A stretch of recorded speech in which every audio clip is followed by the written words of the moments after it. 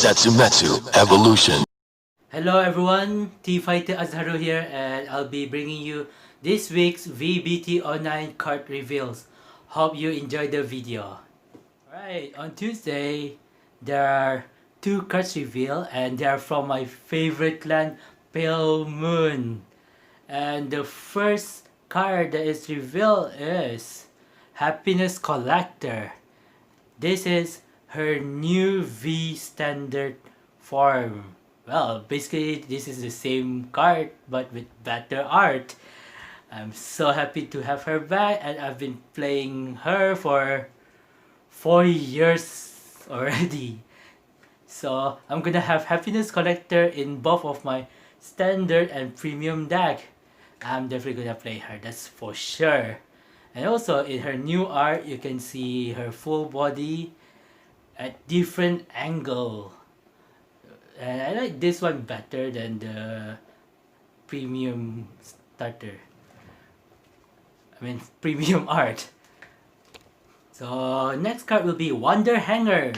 So his ability is active, rearguard circle, cost, put to soul, and choose one of your rearguard and it gains 5,000 until end of turn. So this card in V standard doesn't have any potential yet, except from giving plus 5,000 extra worth of shield to guard with, and only for one battle, because most cards, actually all of the multi-attacking cards, are switching, not restanding. But for premium, if you're playing the Nightmare Dolls trio with Alice, Jeannie, and Leslie, you can use this card, put him to the soul, give Leslie plus 5,000, and do the Alice, Jeannie, Leslie combo, which is basically during the battle phase, you start attacking with Leslie first, then Alice attack, then Alice kill, control +1, soul +1, put to soul, call Jeannie out, then Leslie stands, Jeannie skill, put to soul, Alice out, then do it all over again until you're out of resource or you're unable to attack your opponent's unit because of power out like triggers or God Denial Griffin. I mean, if you get denied by cards like Denial Griffin. So this card basically giving extra 5k value of extra 5k shield value to guard with every time Leslie attacks. So Leslie literally fully utilized this card's ability. So basically it's a good card tech in for premium, but for now I'm not sure it will be going to my premium deck until the whole V-BT09 reveals. So look forward for that, because I'll be making some deck lists, like deck profile for premium post V-BT09. Next card reveal, which is on Wednesday, which is a new starter for Murakumo, Stealth Dragon Adoba Spike. So this card, well, it's a cute little dragon with those ninja shenanigans, and also it's so cute to the moment it doesn't look threatening despite it's all of its weapon and those lightning aura. So I got mixed feeling with this, to be honest, because back then I used to play Rockwo when Yasui first released, but I sold it because I want to fight for Hari. Okay, but I was hoping Onifundo would return instead of making a new starter for Murakumo. So yeah, next card will be No Contact Stealth Roku Ninaga. So this card's ability is continuous rearguard circle. If you have a card with the same name as this unit plus 5,000 and cannot be chosen by opponent's effect. So for this card, it doesn't have the potential to cannot be chosen by card's effect unless it has a copy of this card itself in the field. So this might be hinting that Yasui gonna have to do with the same name ability like he used to before, or just cloning, or like Hyuga giving the same name, maybe like continuous. But yeah, it's a possible hint for Yasui. Then for premium, on the other hand, this card can be taken in Hyuga deck, the Nue Dayo Hyuga premium deck, which giving its potential not to get killed during your battle phase, like killed by Denial Griffin or any other cards that do a mid-battle disruption. So it has a very good potential in premium. So with this card, basically you can just all out Nue Dayo without worrying about Denial Griffin or any other cards that do mid-battle disruption. Next card, which is revealed on Thursday, is the first G starter for the irregular, which is Werflander Ordonance. Sorry, I keep thinking it was Werbat or Werbeast, but yeah, it's Werflander Ordonance. As a the irregular player, I'm happy that he's back, but I'm not a huge fan of him because I started the irregular when the ranch singular was the starter. So for this card, well, not much changes aside from a bit more muscular. Well, it is muscular back then, but this one a bit extra beefy meat. And the change of impression between who should I look for, who should I hunt, into hola, here I am. Yeah, so 50-50 playing him depends on how the irregular team are. Like, I want to see how the deck look like first, then I decide which starter I want to play with. Then the next card is Tornado Janitor. Tornado Janitor.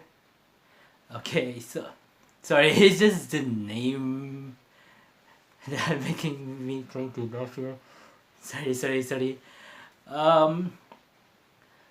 His ability is active, rearguard circle, once per turn. Cost, discard 1, then you soul charge 2. Well, this card is alright. It's quite underrated, but I think it's good for No Life King post ban, especially when you want to speed up the V standard deck that has been nerfed recently by that ban list. You know, rip hard leg, respect. Okay, then what am I supposed to say again? Oh yeah, V standard for Tornado Janitor. So this, as I mentioned, it's a good soul charger for all of the builds actually. Like No Life K, you want to speed up to 13 souls, especially when you have a very bad hand. Then Dantarian, you want to soul charge those grade 2s in. And for Blue Fuss, you want another new material to get the third card, like to get another set of 3 cards. For premium, this card is okay, but there's a lot of cards that do the work, and this card should do quite well for turboing. But yeah, there are a lot of better cards like Dimensional Creeper that can do his job better. Oh, it's still a good card to take in for premium though. Like maybe you have 3 of him in the field, then every turn discard 1, soul charge 2, discard 1, soul charge 2, discard 1, soul charge 2. Like doing the No Life King Turbo. Or maybe you just want to increase Gustle power up. Like, you know, extra 6k front row, which is painful. That are revealed are the first ever Grand Blue G starter, Undying Depart Granok. Oh my, well, it's getting way hotter than before. Like literally, from a skinny pirate just turned into a, you know, a manly badass pirate that he show his body up. You can see how buff he is compared with before V. Literally, I'm pretty sure a lot of people are being gay for this card. Oh, what was that? Oh, oh. As I said just now, one of my friends just turned gay because of this card.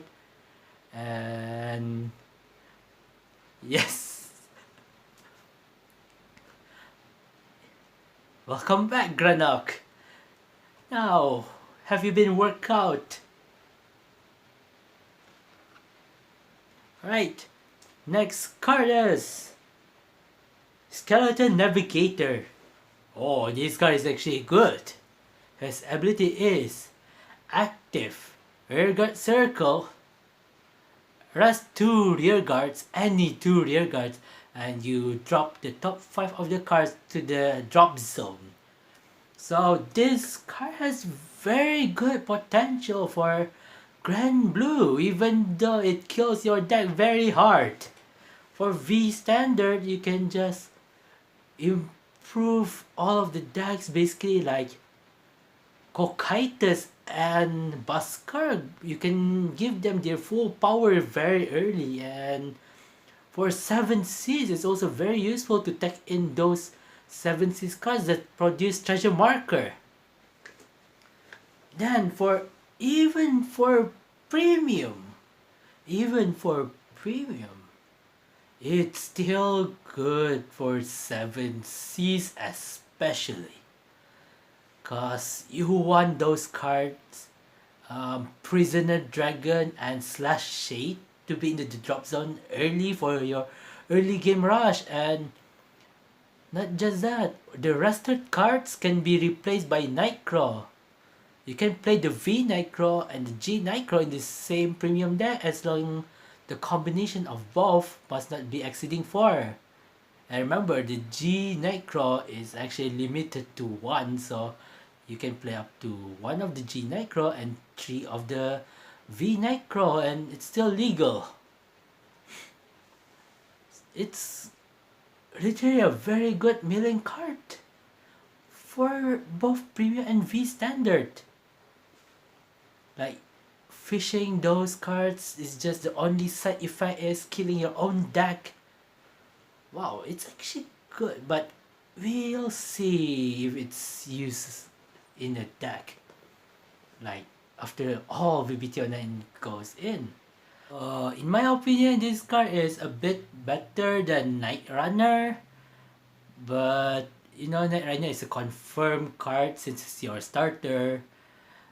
And you need to get this card if you want to fetch early. So, both cards have pros and cons.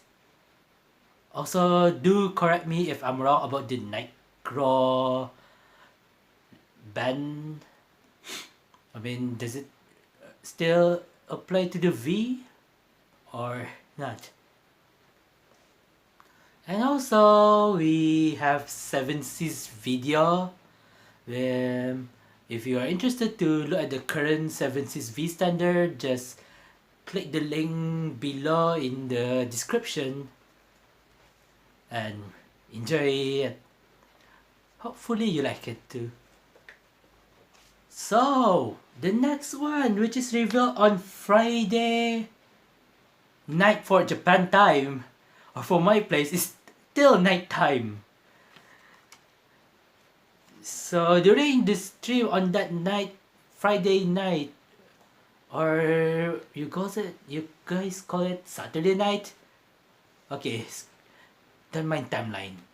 You guys know there's a stream on that day itself. So the cards that are revealed are Dueling Dragon support. The Dueling Dragon supports are, the first one is a new arrestor which is named Backward Arrestor. This card's ability is when boost left arrestor or right arrestor, and if you have a Vanguard with Dueling Dragon in its card name, the boosted unit plus 10,000 at the end of turn. This is quite painful for Exos and Protect players against Dueling Dragons, because this card boosting left or right arrestor can be a minimum of 27,000 powers. It exclude triggers or left arrestor's ability with the Soul Blast. It can bring up to 32,000. So for Exo and Protect players, you guys gonna have hard time to guard this with one card unless you have a heal, unless,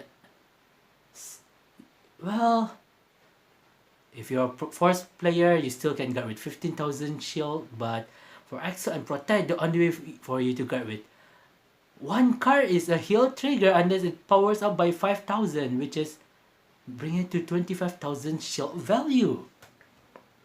There is Zantetsu. I mean Dueling Dragon Zantetsu or Zantetsu, depends on which one are you reading, but I'm pretty sure it's Zantetsu. So for this card, it's a strong Dueling Dragon support. Its ability is continuous Vanguard Circle during your turn, and during your turn, your arresters gain plus 5,000. So it can boost up all of your arresters. And his other ability is active Vanguard Circle or Rearguard Circle. If you have a Dueling Dragon Vanguard, put the top card of your deck to the damage zone face up. Well, it just says put the top card to the damage zone, and you can call up to 2 arresters from your deck, any arresters. So this card is giving free damage and with return 2 free arresters. Those 2 damage, I mean those 1 damage, actually very helpful for the current Dueling Dragon, because most people who are against Zanbaku usually damage deny them to make sure that they weren't able to use the full stun lock. But now, are you sure you want to give them just 2 face up, or are you gonna give them 1 face up and doing this continuously? I have to mention you guys, if you have 2 of this card in the field, then 1 face up damage doesn't matter for Zanbaku. But you know, if you can't kill by then, you're gonna get killed. Lol. But yeah, this card making Dueling Dragon more painful than before.